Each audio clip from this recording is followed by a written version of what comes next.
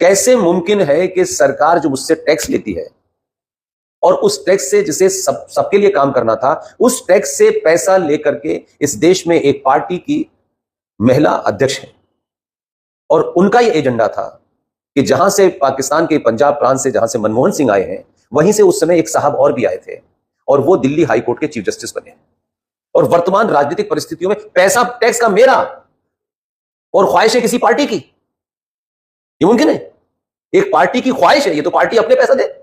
मेरे टैक्स का पैसा तो देश में लगना चाहिए ना, किसी पार्टी के एजेंडे में नहीं लगना चाहिए ना कि साहब पार्टी का एजेंडा है कि उससे पार्टी को फायदा होगा, तो हमने पार्टी को पैसा नहीं दिया भाई।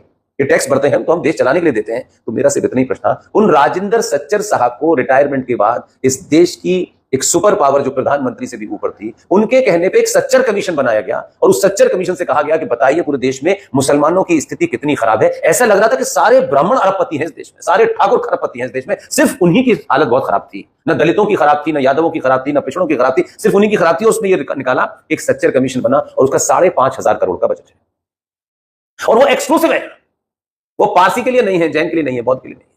और नहीं पटपट में कह रहा हूं, और उस 5 लाख करोड़ में से कोई मुसलमान बेटा आईएएस बनने की ख्वाहिश आ जाए उसके दिल में, सरकार उसकी ख्वाहिश पढ़ने के नहीं, उसकी ट्रेनिंग के लिए 1 लाख रुपया देती है, तो ब्राह्मण का, ठाकुर का, बनिए का, यादव का बच्चा भी गरीब है, वो भी आईएएस बनना चाहता है। स्टेट मेरे साथ डिस्क्रिमिनेट कैसे कर सकती है? तो वो आज भी चल रहा है।